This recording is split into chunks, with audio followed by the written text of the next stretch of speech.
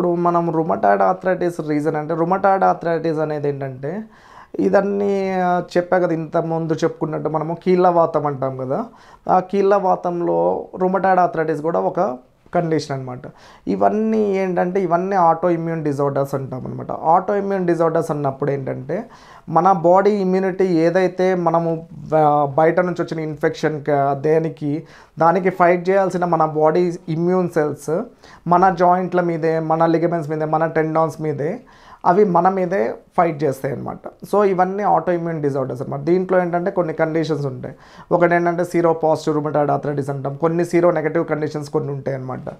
So దీనికి reasons ఏంటంటే multiple చెప్తారు. కొంతమంది పోస్ట్ వైరల్ అంటారు, కొంతమంది ఇమ్యూన్ సిస్టమ్ మీద ఇబ్బంది ఉన్నప్పుడు అంటారు, కొంతమంది దీనికి ఏంటంటే కరెక్ట్గా చెప్పుకోవాలంటే దీనికి పర్టికులర్ రీజన్ అయితే ఏం లేదు, ఇడియోపతిక్ అంటారు. కొన్నిసార్లు ఏం లేకపోయినా కూడా ఇట్లా అవుతుంది.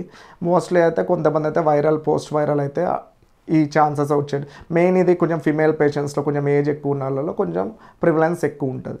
సో పర్టికులర్గా దీనికి ఈ కండిషన్ వల్ల వస్తుంది అన్నది అయితే ఇంతవరకు లేదు.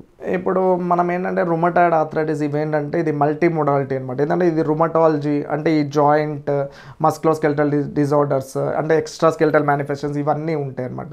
సో మనం మెయిన్ ఏంటంటే ఆ ట్రీట్మెంట్లో మనకేంటంటే ఎక్కువ డిఫార్మ్ అవ్వకుండా, జాయింట్లో దెబ్బతినకుండా మనకేంటంటే disease modifying anti rheumatoid drugs అంటే డీమార్ట్స్ అంటారు. కొంతమంది సింపుల్ ఎన్సైడ్స్తో అంటే కొంచెం నొప్పి తగ్గించేవి ఉంటాయి, కొంతమంది ఇన్ఫ్లమేటరీ ప్రాసెస్ తగ్గించేవి ఉంటాయి, దాంతోపాటు డిసీజ్ మోడిఫైయింగ్ డ్రగ్స్ ఉంటాయి, ఇమ్యూనలాజికల్ మాడ్యులేటర్ ఉంటాయి. మనం దీనిలో మెయిన్ ఏంటంటే మనము తీసుకునే ట్రీట్మెంట్తో ఆ సివియారిటీ తగ్గేటట్టు మనము చూసుకుంటాం అనమాట. ఇది కొంచెం క్రానిక్ కండిషన్స్. ఈ కండిషన్లో ఏంటంటే కొంచెం పేషెంట్ కూడా ఓపికతో ఉండాలి. ఏంటంటే కొంతమంది కొన్ని రోజులు వాడేస్తే తగ్గింది కదా అని చెప్పి ఆపేస్తూ ఉంటారు.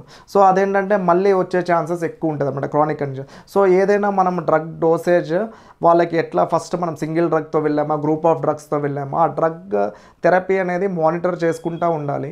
వాళ్ళకి తగ్గే కొద్దీ దాన్ని ట్యాపర్ చేసుకుంటూ వచ్చేసి ఆపేస్తామన్నమాట. సో రుమటాయిడ్ ఆర్థరైటిస్ అనేది కొంచెం క్రానిక్ కండిషన్. ఆ డిసీజ్ గురించి తెలుసుకొని కొంచెం రుమటాలజిస్ట్ పర్టికులర్గా దాన్ని ట్రీట్ చేసే డాక్టర్స్ ఉంటారు, వాళ్ళని కన్సల్ట్ అయితే బెటర్ ఉంటుంది అనమాట. స్పైన్ సర్జరీ అయిన వాళ్ళు ఎలాంటి జాగ్రత్తలు తీసుకోవాలి? ఇప్పుడు స్పైన్ సర్జరీ అంటే స్పైన్లో రకరకాల కండిషన్స్ ఉంటాయి అన్నమాట.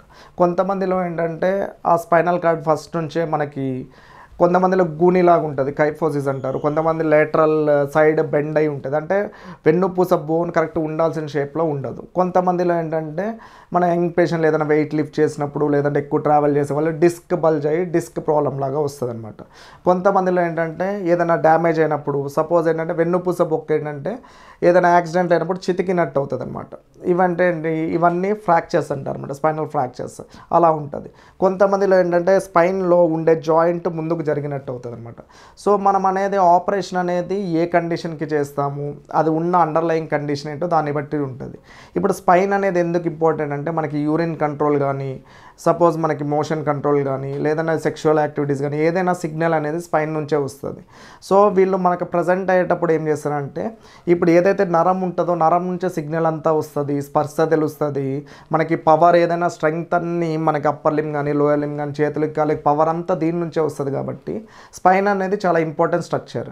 సో వీళ్ళలో మేము ఏం చేస్తామంటే ఆ నరం ఎంతవరకు ఎఫెక్ట్ అయింది, కాళ్ళ బలం ఏమైనా తగ్గిందా, లేదంటే వాళ్ళకి కొంతమందిలో ఏంటంటే న్యూరోజెనిక్ బ్లాడర్ అంటారు, వీళ్ళలో ఏంటంటే యూరిన్ వెళ్తున్నా తెలియదు అనమాట, యూరినరీ ఇన్కాంటినెన్స్ అంటారు.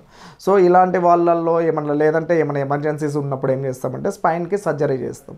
ఈ సర్జరీకి రీహాబిలిటేషన్ నెక్స్ట్ ఎలా ఉంటుంది ప్రాసెస్ అంటే మేము ఫస్ట్ సర్జరీ చేసినప్పుడు ఏమవుతుందంటే రికవరీ పీరియడ్ అనేది కొంచెం 6 weeks నుంచి 3 months, అంటే అది ఫస్ట్ వాళ్ళకున్న కండిషన్ని బట్టి ఆ రికవరీ పీరియడ్ ఉంటుంది.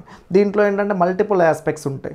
ఒకటంటే కరెక్ట్గా మజిల్ని ట్రైన్ చేయాలి, పోస్చర్ని కరెక్ట్ చేయాలి, దాంతోపాటు ఆ బ్లాడర్ ట్రైనింగ్ చేయాలి.